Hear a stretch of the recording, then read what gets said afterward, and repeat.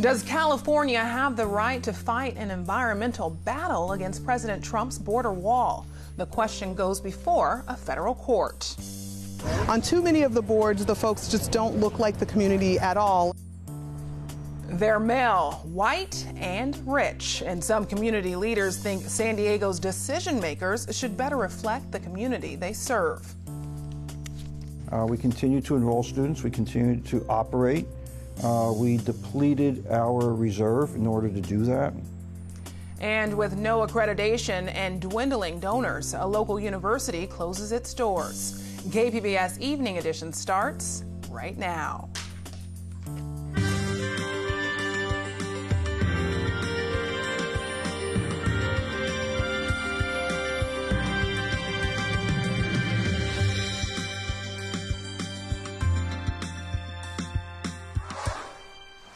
Good evening and thanks for joining us. I'm Ebony Monet. A legal challenge today to the Trump administration's border wall plan. A three-judge panel is struggling with whether or not the state of California and environmental groups can even fight the project in the lower courts. At issue is the government waiving environmental review requirements. The case heard today is an appeal of a decision by U.S. District Judge Gonzalez-Curiel of San Diego, who sided with the Trump administration in February. The president repeatedly berated Curiel during the 2016 campaign over an unrelated case involving fraud allegations and the now defunct Trump University. President Trump has focused on the border wall to stop illegal crossings, but a new report shows thousands of people entering the U.S. with legal visas and then overstayed them. The Department of Homeland Security says more than 700,000 people did just that from October 2016 to September 2017, but the actual number of overstays might have been higher. Homeland Security only counts those who arrived by plane or ship. The report says the largest number of overstayers came from Canada. The report also says about 4% of students and foreign exchange students overstay their visas. New immigration policies are going into effect Thursday. That could mean steeper consequences. KPBS education reporter Megan Burke says San Diego universities are bracing for the change. Currently, if an international student loses legal status for, say, becoming ill and dropping below the number of classes required by their visa, it isn't a big deal. The government reinstates them and they go on with their studies. But under the new policy, if a reinstatement case were to take 3 or 4 months to be processed, which is about the typical time frame now for immigration services, that would mean then if for some reason that application was denied, then that student had already started accruing unlawful presence. And that makes them immediately deportable and subject to a temporary or permanent ban from returning to the United States. The Trump administration has also given agencies more discretion in denying applications, making that scenario even more likely. If we just forget to include some required documentation in the initial submission of the petition, say we forget to include the diploma, they could outright deny that now, whereas before they would have sent to us a request for evidence. UC San Diego has about 8,500 international students and 2,700 international faculty. Megan Burks, KPBS News. A group of community leaders is shining a light on the lack of diversity among government officials in the San Diego region.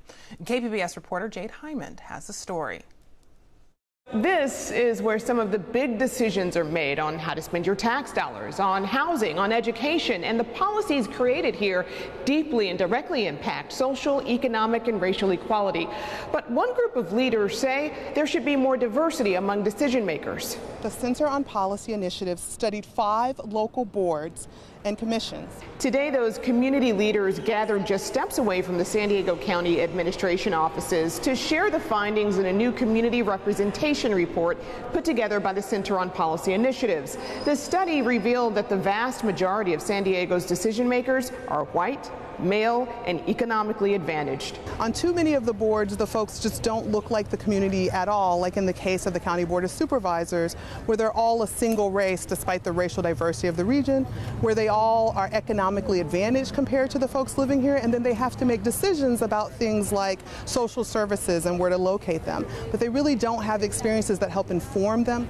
These community leaders feel if decision makers don't share similar life experiences with the residents they represent, they can't meet their needs. The study highlights several structural issues that stand in the way of diversity on many government boards in the region. They include social networks, industry preferences, and even unpaid boards that create a barrier for low-income working people.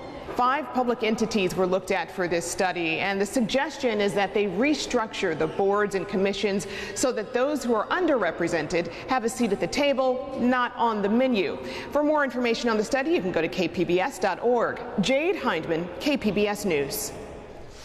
Today is the public comment deadline for the 2020 census questions, including the controversial new citizenship question. State leaders and researchers are warning the next census could miss millions of Californians.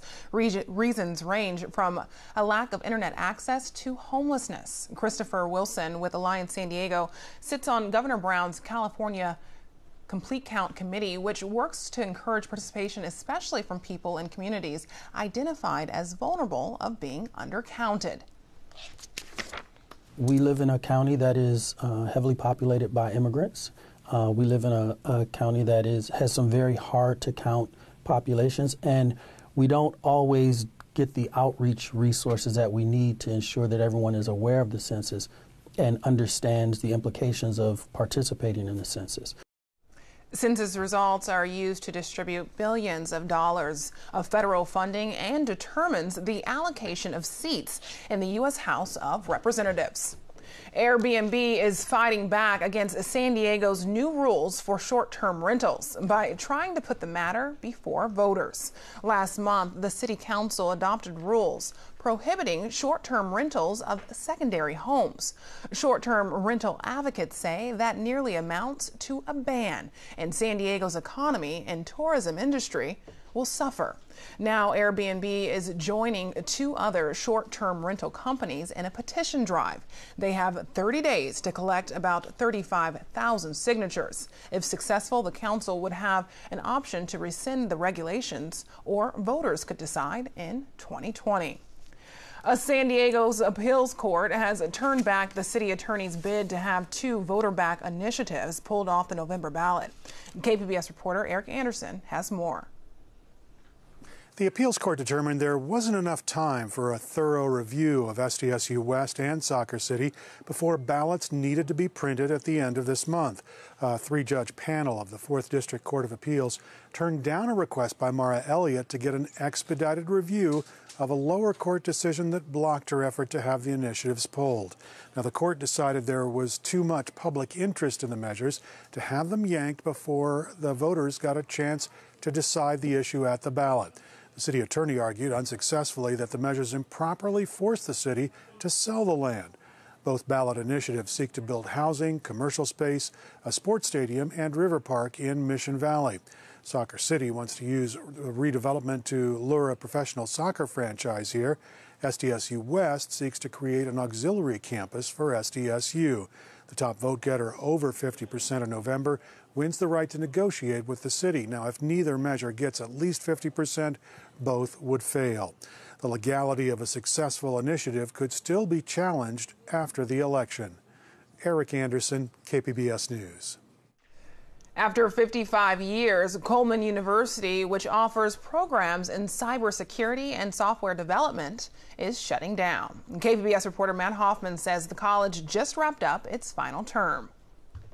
A totally independent nonprofit. We were for profit in the beginning, but we've been nonprofit now for 45 years. Since opening, Coleman University has graduated around 10,000 students. We are a teaching university that grants degrees in technical fields. You can get an associate's degree, you can get a bachelor's degree, or you can get a master's degree here. Over the last couple of years, Coleman's president and CEO says enrollment dropped by 50%, and the university began struggling financially. We managed to stay in business, if you will, We continue to enroll students. We continue to operate.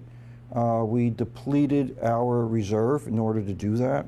In an effort to boost enrollment, Coleman recently tried to get a regional accreditation, but were denied. With no accreditation, donors started pulling out. Then in late July, Coleman's board voted to close down the university. Would I rather have had a decision earlier and had more time to do this? Yes. Would I have been preferred to be able to tell people what was happening earlier? I couldn't, because of the nature of the negotiations we were in to get additional funds. We may have stayed open. Coleman has been working to place its remaining 200 or so students into other schools. It hosted a resource fair with college reps and provided free copies of transcripts for its students. I'm very thankful for the support of the other schools in San Diego. The fact, to watch them come together the way they have to help take care of our students. Although classes are ending, some staff will stay at Coleman for a couple of weeks to help close down the university. Matt Hoffman, KPBS News. New SAT scores show more than half of San Diego County high school seniors in 2017 were considered college and career ready. But iNews Source reporter Megan Wood says there's more to the numbers. The first thing you should know is that the SAT was redesigned in 2016. So comparing the latest results to past scores isn't valid. The new test also has 2 sections and a scale with a total of 1,600 points. The old test had 3 sections and a possible score of 2,400. In San Diego County, high school seniors in the San Diego, Poway, and Carlsbad school districts had the highest scores. If you want to see how any high school in California did on the test, iNews Source has made it easy to search SAT scores. Just go to data.inewsource.org and search by school. Let's try Westview High in Poway. You'll see 409 seniors took the SAT during the 2016-17 school year, and 83.9% scored high enough to be considered college and career ready. Again, just go to data.inewsource.org to search for school scores. For KPBS, I'm iNews Source reporter Megan Wood. iNews Source is an independently funded nonprofit partner of KPBS. The clock is ticking for an East County family seeking asylum in the U.S. They've been here 17 years on a private immigration bill. But as KPBS immigration reporter Jean Guerrero tells us, the family may now be deported. Jean. Yes, I'm standing outside of Church St. Luke in Hamul, where there's going to be a rally held, a community rally in support of this family. A lot of people are very angry that this family potentially faces deportation. I went to the family's home earlier and I spoke to them. Here's the story. Camilo Dunoyer was prom king at his high school this year. He listens to rap and R&B and speaks Spanish with an accent. His family has been pretty normal, except for the letters he says his family's been receiving all his life from a guerrilla group in Colombia. He reads one, translating. So you need to know that our organization is not played. We will begin to crush and dismember one by one of the members of your family. This is in order for you to pay what you have agreed with us. Commander Frente Cacique Calarca, Mountains of Risaralda, Colombia. Camilo's parents fled Colombia with him and his older brother, Pablo, when they were babies in 2002. Their dad, Roberto, worked in the government. He says his family received death threats after refusing to pay extortions. The family's asylum case was denied. But 2 Republican congressmen came to the rescue. The former Congressman Duncan Hunter first filed private legislation on the family's behalf in 2008, and that protected them from deportation. Then, Congressman Duncan L. Hunter reintroduced the bill 5 times, from 2009 to 2017. But last year, the Trump administration said hundreds of people with pending private immigration bills like this can no longer stay indefinitely. The family was told they'd probably have to go. Their mother breaks into tears when asked about the situation. Mi país es muy lindo. She says she loved her country, Colombia, and never wanted to leave. But she didn't want to see her children die. She says she hopes the government will give them a chance to stay. Pablo, desperate at the thought of returning to a country he doesn't know, posted a video on Twitter begging to have his Americanness recognized. This whole thing has really just made us feel like we're less. I mean, we don't have the same rights as our neighbors. You know, we don't have the right to continue to live in the place that we call home. The family currently has an application with the Board of Immigration Appeals. Neither the Department of Justice nor Immigration and Customs Enforcement responded to requests for comment. Jean Guerrero, later this afternoon, and the family has another appointment with Immigration and Customs Enforcement on Thursday, when we'll know more about the fate of this family. Reporting live from Jamul, Jean Guerrero, KPBS News. Thank you, Jean. Nationwide, numbers show hospitals are closing in poor communities. Medical professionals say these so-called hospital deserts are costing lives. In this KQED report by the UC Berkeley Graduate School of Journalism, staffers at a lone East Bay hospital say they're struggling to care for patients. Well, let's go in here and see this patient. I don't see no chicken McNuggets in that ear. Let me look in this ear, see if you have chicken McNuggets. Make sure there's no chicken McNuggets. Dr. Desmond Carson has patched up Richmond residents for decades. My mission is, and has always been, to provide health care to this Richmond community. Just listen to your heart, man. Man, you got a good heart. But it's gotten harder and harder for doctors like Carson to make sure Richmond residents get the care they need. Carson worked for Doctors Medical Center in San Pablo for more than 15 years. The hospital served a community of more than 400,000 West Contra Costa County residents until it shut down in 2015. The day it closed, Carson and his staff moved across the street to a newly opened urgent care run by Lifelong. Okay. Aquí tiene. Tome asiento, le van a llamar, okay? La muchacha me está tomando la... ¿Mande? No, está bien. Sophia Waldron, who runs the front desk, says they're working with far less resources in a much smaller space, even though the community's needs are the same. We're the only hospital nearby for people to get to that cannot drive. And there's a dire need here for a hospital because now we're congested. All the clinics around are congested. We have longer waits. The closure of the hospital meant Richmond residents lost their one major emergency room. Besides Kaiser Richmond, which only has so much capacity, the nearest emergency rooms the community relies on are more than 10 miles away. Lifelong staff say they do what they can in the urgent care to treat illnesses and get people back on their feet. But it isn't an emergency room. We're still struggling. We're struggling every single day. And if somebody comes in through our doors with a gunshot wound or stab, we address it immediately. We call 911. We do what we have to do to make sure that that person gets the care they need and are able to get to the place they need to get. One of those places is Alta Bates Medical Center in Berkeley, a 20-minute drive away without traffic. But now that option is fading away. Recently, Sutter Health, which owns Alta Bates, announced it would close the emergency room in Berkeley and move those services to its Oakland location. Dr. Brian Potts, who runs the emergency room at Alta Bates, said this move is a necessary development. You got to build to develop this new campus. That's going to take 9 to 10 years. There is no short-term switch that's going to happen. Alta Bates spokespeople say the expanded Oakland ER would only be 2 miles further away, but some East Bay residents and community leaders argue the closure shouldn't happen at all. To say that we will not let our community become a hospital desert. If Alta Bates were to close, you're not going to have any emergency room to go to. This is an issue that's beyond Berkeley. It affects the entire East Bay. She has such a strong grip, too. Without Alta Bates, Richmond resident Michelle Milton isn't sure she or her baby would be alive. After months battling a rare and dangerous pregnancy complication, Milton gave birth to her child, Mariah, born 3 months premature. It's a big girl. What is she thinking about? After Mariah was born, Milton drove 13 miles every single day to visit her child in the neonatal intensive care unit at Alta Bates.